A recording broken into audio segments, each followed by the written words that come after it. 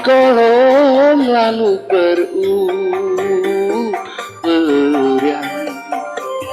sing kelemenen sing bisa anteng kari sing ono kesele Mbak Lia riko kapak awaki soniki apu pikiran kok bingung angger riko kok nekani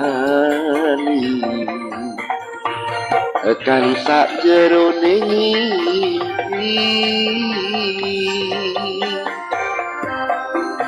Terima kasih Mbak Lia.